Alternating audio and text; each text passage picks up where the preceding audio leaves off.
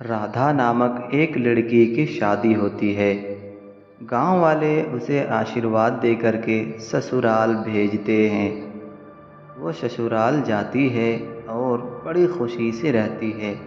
एक दिन की बात है, राधा। पिताजी चलिए नाश्ता कर लीजिए, नाश्ता तैयार है। आप जल्दी से तैयार होके आइए। पिताजी नाश्ता कैसा बना है? नाश्ता तो मैंने पहली बार बनाई है, जरा बताइए तो कैसा बना है नाश्ता? अरे बेटा, बहुत अच्छा नाश्ता बना है। मैंने तो पहले इससे कभी नहीं खाया इस तरह का नाश्ता। बहुत अच्छा है। राधा की पति रोजाना सुबह अपनी राधा से मिलके वो ऑफिस चले जाते थे और राधा घर में अकेली रह जाती और बोर होती थी। शादी को कुछ समय बीत चुका था। राधा घर में सोई हुई थी, तभी उसकी सासू माँ आती है और नाराज होने लगती है। अगले दिन, बहू, तुम बहुत ज्यादा सोती हो, घर के काम काज रहते हैं और तुम सो जाती हो। ये बहुत गलत बात है, आइंदा ऐसा नहीं होना चाहिए। माँ जी, मैं आइंदा ख्याल रखूंगी। हाँ हाँ, बिल्कुल रखना।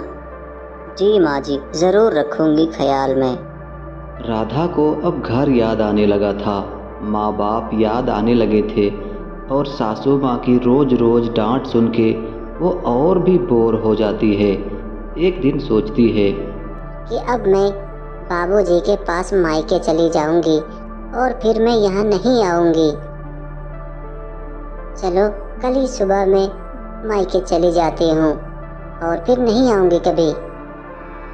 और फिर राधा अपने मायके चली जाती है। घर जाने के बाद बाबूजी से, पिताजी, मैं उस घर में नहीं रहूंगी, वहाँ सासू माँ बहुत डांटते हैं। वो मुझे बिल्कुल भी प्यार नहीं करते आपके जैसा, इसलिए मैं वहाँ नहीं रहूंगी। उनके पिताजी बहुत ही समझदार आदमी थे। वो बहुत ही अच्छे आदमी थे और सोच के कहते हैं, बेटा, ठीक है, तुम वहाँ मत जाना, लेकिन तुम्हारे पति का ख्याल कौन रखेगा फिर अगर तुम नहीं गई तो? मैं तुम्हें एक बात बताता हूँ, उस पर जरूर याद रखना। जब भी तुम्हारी सासू माँ कुछ कहे तो तुम अपने मुंह पर पानी रख लेना, और जब तक वो बात करते रहे तुम वो मुंह में पानी रखे रहना। इससे वो कुछ ही दिनों में ठीक हो जाएंगी और फिर तुम्हें तुम्हारी सासू माँ बिल्कुल नहीं डांटेंगे। ठीक है पिताजी, मैं ऐसा ही करूंगी। और अब चले जाऊंगी मैं। अगले दिन सब खाना खा रहे होते हैं।